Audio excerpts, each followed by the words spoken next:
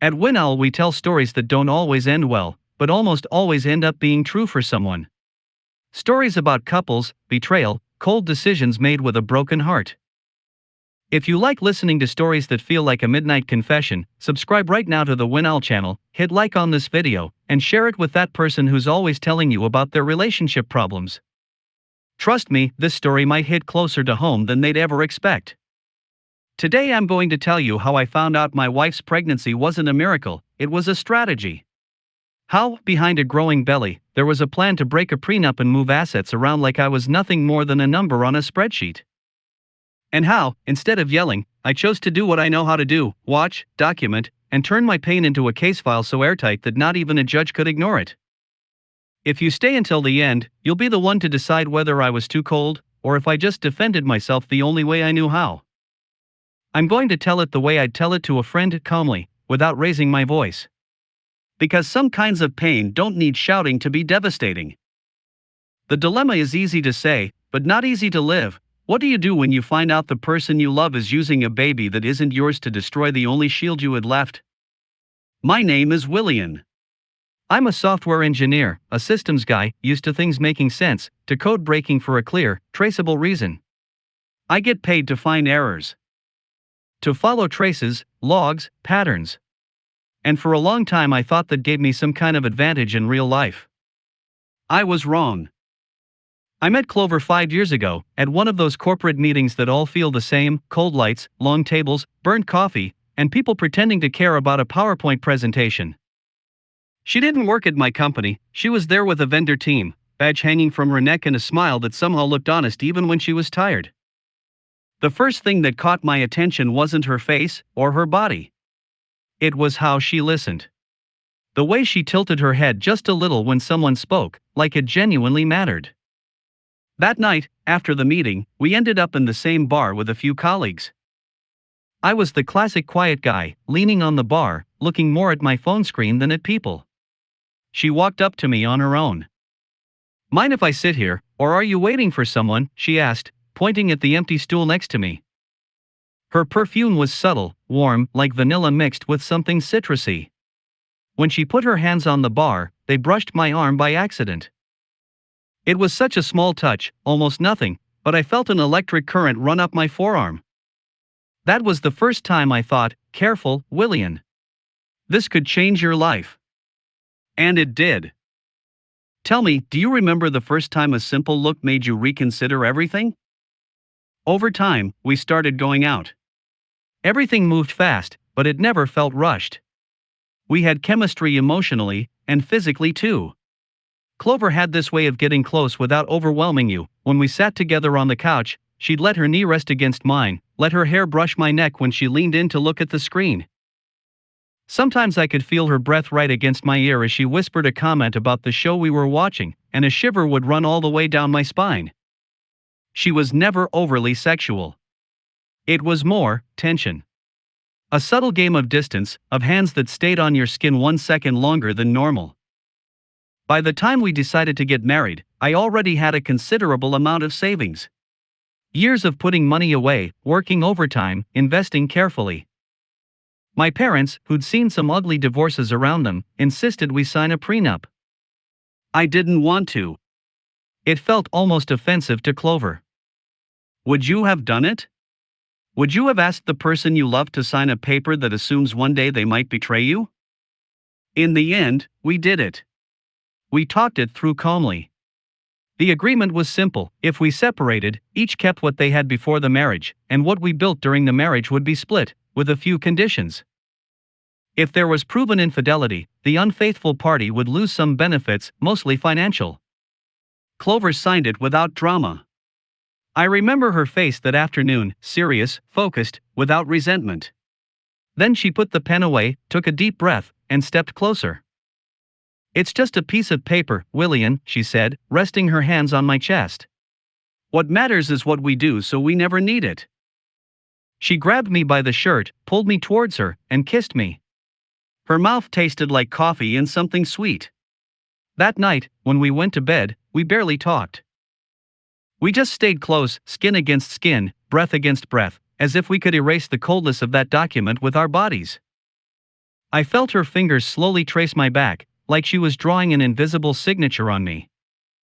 I honestly believed love was enough to make that paper nothing more than a formality. I'd be lying if I told you there was one clear sign that something was wrong. There wasn't. It was more like a handful of tiny details, almost invisible on their own, piling up over time. Clover started working more closely with her boss, Angus. I knew him by sight, a confident man, the kind who walks into a room and immediately acts like he owns the air. Older than her, recently divorced, with that kind of smile a lot of people mistake for charm, and that, to me, smells more like trouble. At first it was just comments. Angus says I'm his right hand. Angus really trusts me. Angus thinks I can go far. Nothing strange. We all have mentors, bosses who value us.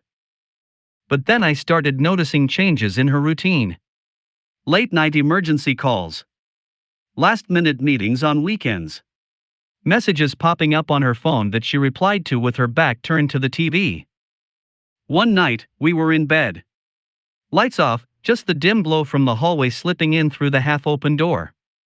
She turned towards me, pressed her body against mine, threw her leg over my hips, and started kissing my neck slowly, almost hungrily.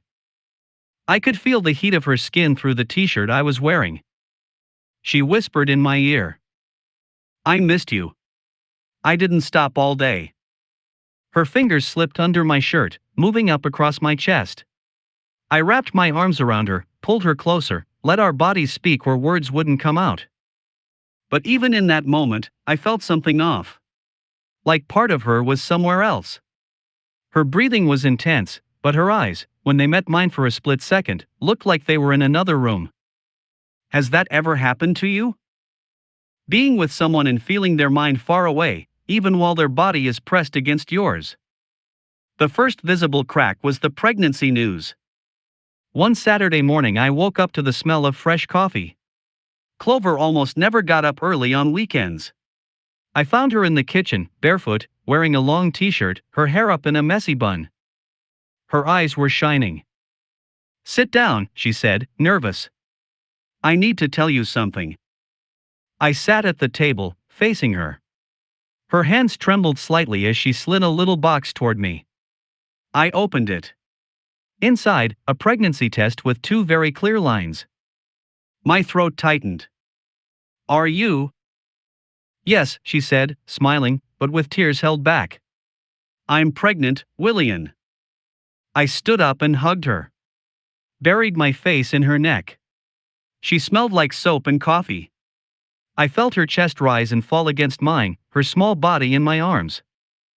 For a moment, I wanted to believe everything was perfect. That this was the missing piece in our life. But as I held her, I noticed something. It wasn't pure joy. There was something else, a different kind of tension, a calculation in her eyes when she pulled back and looked at me. Like she was measuring my reaction. That same week, she started bringing up the prenup. It's not fair, she told me one night, sitting on the edge of the bed, her hand over her still flat belly. If we're going to be parents, everything changes. The agreement was before this. Before there was a life in the middle of all this. I tried to stay calm. The prenup doesn't stop us from sharing everything, Clover. It just protects what each of us had before. If things go well, it'll never be an issue. She sighed and stared up at the ceiling. I don't like knowing there's a chance that if something happens, I'm unprotected, with a baby. Angus says. She cut herself off, like she'd already said too much. Angus says what? I asked, feeling a sting in my gut. That I should talk to a lawyer, that's all. Just to be sure. He went through a horrible divorce and he doesn't want anyone else to go through the same. Right there, for the first time, something in me went cold. It wasn't jealousy. Not yet. It was something else. A kind of soft alarm. What would you have done in that moment? Would you have given in to prove you trusted her? Or would you have clung to the agreement like a life jacket? I didn't give in. But I didn't start a fight either. I suggested we could review it with a neutral lawyer, adjust it if needed because of the baby. She said she'd think about it. Not long after, came the diagnosis: high-risk pregnancy. The doctor recommended she cut back on stress, commuting, work. I was genuinely worried about her health and the babies. The thought of losing them squeezed my chest. But almost immediately, Clover turned that diagnosis into an argument. "I have to leave work for a while," she said, looking straight at me. "And if I do, I'm completely dependent on you. If something happens between us, what do I have? What does the baby have?" It's not paranoia, William, it's reality. I hate arguing with someone I love. Even more so when they're pregnant. So I started looking for solutions: extended health insurance, accounts in her name, an emergency fund. But everything I suggested crashed into the same wall: the prenup. "As long as that paper exists, I'm not really protected," she kept insisting. That was when the controlled breakups started. I don't know what else to call them. Suddenly we were having fights that didn't fit our relationship. Tiny disagreements that she inflated into almost theatrical drama. I'd say something about expenses, and she'd twist it into, "You only see numbers, you don't see people." I'd mention being tired, and she'd spin it into, "You don't care about this family anymore." One night, in the middle of an argument, she said, "Maybe we should break up before this gets worse." She went quiet after that line, just staring at me, like she was waiting for me to panic, to rush in and offer her anything to keep her from leaving. I didn't. It hurt, yeah. But it didn't break me. I suggested couples therapy. She shot it down immediately.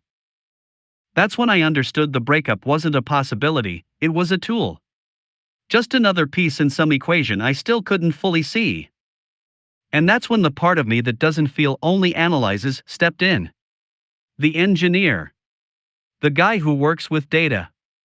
The one who knows that when something doesn't add up, you don't fix it by yelling, you fix it by investigating. Tell me, do you think it's wrong if, instead of crying, you start gathering evidence? I'm not a hacker in the romantic movie sense. I don't need to break laws to see what I'm already entitled to see. Our home was a smart home, fully connected. Security cameras inside and outside. Cloud backup systems. Shared accounts. Devices all tied into the same network. What I did was simple, but methodical. I turned on backup processes that were already there, no one had just bothered to look at them. I checked access logs, histories nobody ever takes the time to review. I started with the house, garage cameras, hallway, living room. Not to spy on her in the shower or anything like that, I wanted to see who came in and out, and at what times. Then I went to the cloud. We had shared family folders.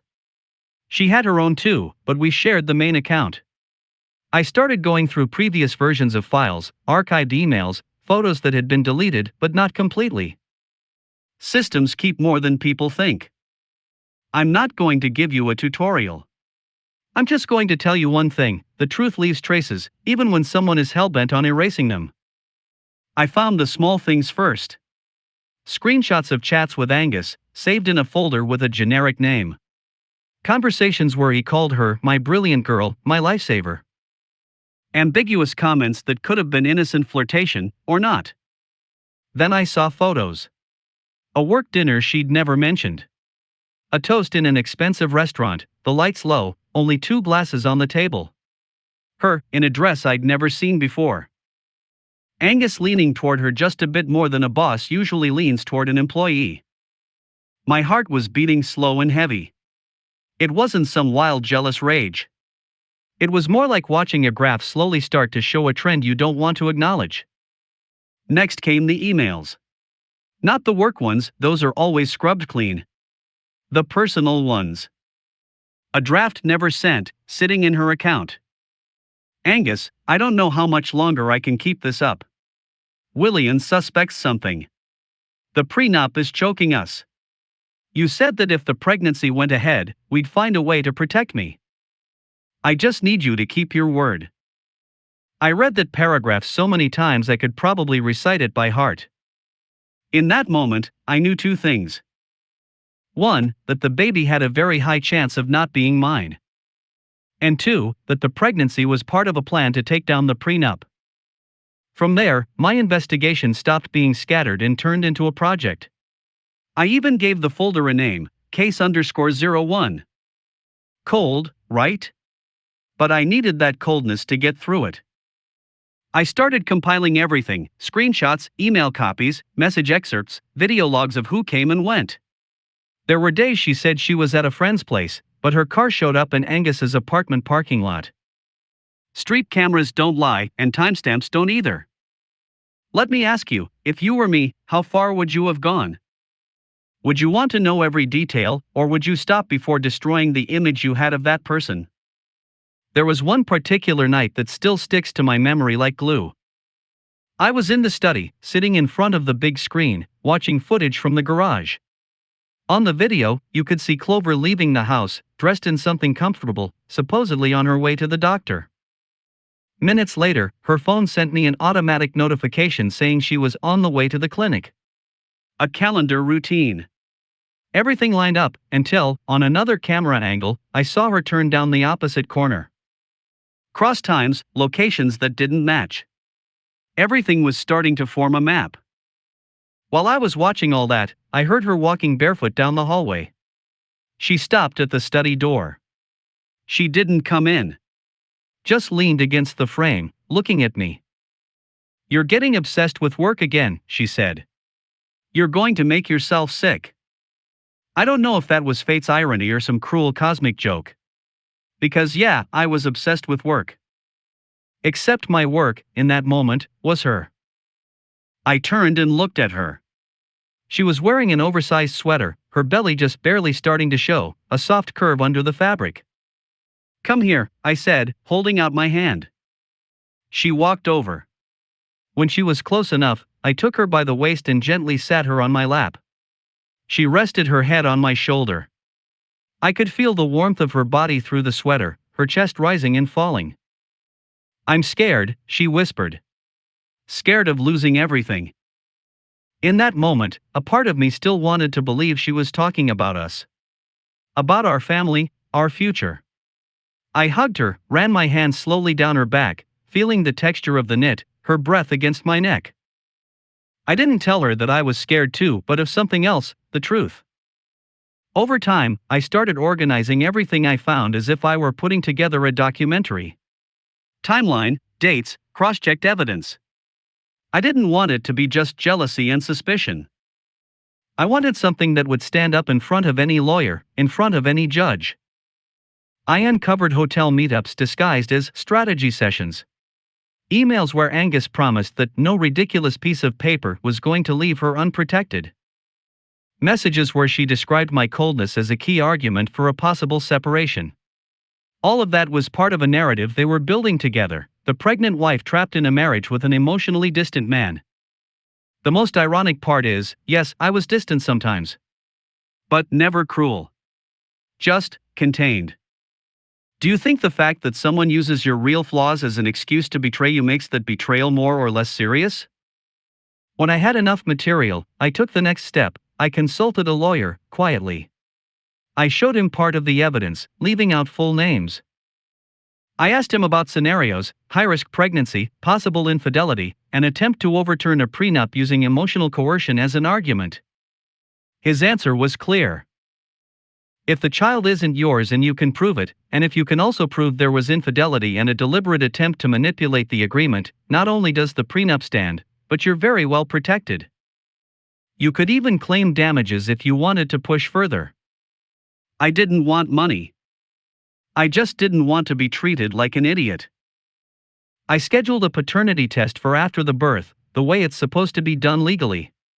Booked the date, requested discretion. I also started preparing the divorce papers. All of it in silence, all of it with a level of precision I wish I'd never needed in my personal life. Meanwhile, on the surface, I was still the relatively attentive husband. I went with Clover to some of her appointments, cooked for her, tucked her in when she complained about being tired. Some nights she'd curl up against me in bed, place my hand on her belly and say, "Feel how it beats." And I did. I'd feel that soft rhythm, that life growing inside her. It was a strange feeling, Real tenderness for that little being that might not be mine, mixed with a sadness so deep I didn't have words for it. Sometimes, in the dark of the bedroom, with her breathing softly beside me, I'd stare at the ceiling and think, this is the closest I've ever been to my own replacement. Let me ask you something hard. If you knew the baby coming wasn't yours, but they were innocent in all of it, would you still be able to love them the same? I won't lie to you, I don't know. The point of no return came one afternoon, when I found a document on her work laptop. I didn't hack it, exactly. Clover had left her session open on the laptop she sometimes brought home, connected to our network. I just opened a recent folder, and there it was, a draft of a divorce petition.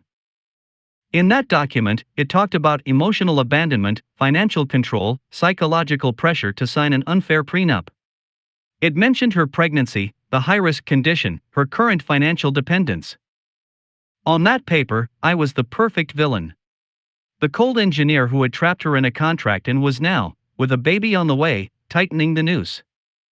The most interesting part was a side note, in a review comment. Confirm with A if this approach is enough to invalidate prenup in case of negotiation. A was Angus. At that point there were no doubts left. It wasn't just infidelity. It was fraud. Emotional and legal fraud. I decided the confrontation had to be just as methodical as the investigation. I didn't want a heated fight. I wanted to lay out, point by point, how I had discovered everything. Not to humiliate her, but to make it very clear I was not the clueless character the draft described. The night I chose, she came home a little later than usual. She was wearing a loose, comfortable dress and a light coat. The pregnancy was now clearly visible, her belly made a round curve under the fabric. Her face looked tired, but she was wearing makeup, like she'd just come from some event. Meeting with Angus? I asked, like you'd ask about the weather. Yeah, you know, project stuff. Final adjustments before my leave, she answered, not really looking at me. The house was dim. Just the light from the TV on in the living room, waiting. I asked her to sit with me. I need you to see something, I said. It's important. She settled on the couch, shifting a bit, uncomfortable because of her belly. She smoothed her dress down and folded her hands over her lap. What's going on, Willian? You scare me when you get this serious. I picked up the remote, took a deep breath, and started the documentary. On the screen, a date appeared first, a simple timeline. Then images, her and Angus leaving a restaurant, with a few minutes difference between them so they wouldn't draw attention. A screenshot of a message where he wrote, if this works out, you'll be protected for the rest of your life. Then, a video from the garage, her car pulling in at hours when she was supposedly at a friend's place. Cuts to email screenshots, fragments of that draft divorce filing, underlined phrases. There was no voiceover on the screen. The narration came from the silence. Hers. Mine. The silence of the whole house. Clover brought her hand to her mouth. What is this? She whispered. It's a summary, I answered, in the calmest voice I've ever had. A compilation of what you've been doing these last few months. There was a moment when the screen showed the email where she wrote that the prenup is choking us and that she needed Angus to keep his word. I paused there. The screen froze with those words. I want you to read it out loud, I said. Willian. Read it. Please. Her voice came out broken. Angus, I don't know how much longer I can keep this up. Willian suspects. The prenup is choking us. You said that if the pregnancy went ahead, we'd find a way to protect me. I just need you to keep your word. Every word landed like a blunt hit. I want you to explain to me, I said, how I was supposed to interpret this. She stayed silent, staring at the screen, as if the letters might change if she looked at them long enough. It wasn't really like that, she stammered. Angus blew things out of proportion.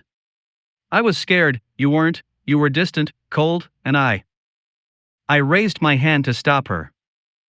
I'm not asking you about my flaws. I know them by heart. I'm asking you about your decisions. I watched her swallow. Her chest was rising and falling faster.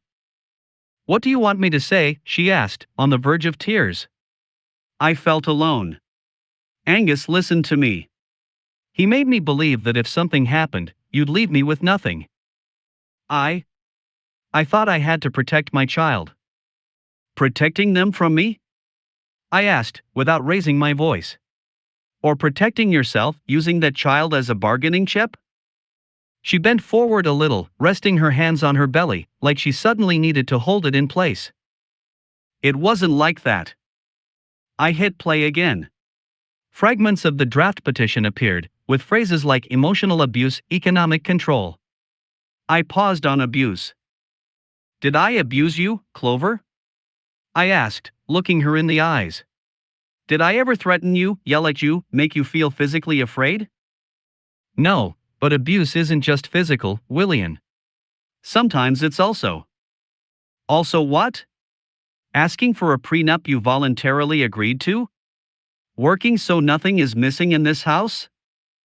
I could feel the anger trying to rise, but I pushed it down. Forced it inward, where it turns to ice. And the baby? I went on. I want you to tell me, looking me in the eye, do you have any doubt about who the father is? She closed her eyes. A tear slid down her cheek. William, please. Don't answer with please. Answer with yes or no. She opened her eyes. For a second, I saw her like I had at the beginning, the woman who sat down at that bar, who looked at me like I was someone worth noticing. But that image overlapped with another, the woman who had written those emails, who had planned to use a swollen belly as a shield. I can't give you that certainty, she finally said, in a very soft voice. You can't imagine what it feels like to hear that. Or maybe you can, and that's why you're still here. I picked up an envelope from the coffee table and handed it to her. Inside were the divorce papers, already prepared, and an appointment scheduled for a paternity test after the birth. Here's what happens next, I said. We're getting divorced. No scandals, no screaming. I'm not going to claim abuse or make up stories. I'm just going to present facts. And when the baby is born, we'll do this test. She looked at the envelope like it was burning her fingers. And if it is yours, she asked, her voice shattered. I took a deep breath. That was one of the questions I was most afraid of. If the test says the baby is mine, I answered, I'll step up as a father. That's not up for debate. But as a husband, Clover, that's already over. The fraud, the manipulation, the plan with your boss, none of that depends on the child's DNA. There was a long silence. All you could hear was the distant sound of a car passing outside, the ticking of the wall clock. Are you going to ruin us? She whispered. Are you going to send this to the company, to the board, to his ex-wife? Interesting, isn't it? Her question wasn't, are you going to ruin me? It was, are you going to ruin us? As if we were still a team. I looked straight at her. I have copies of everything in a safe place, I said. I could use them to hurt you and Angus. But I'm not going to, for now.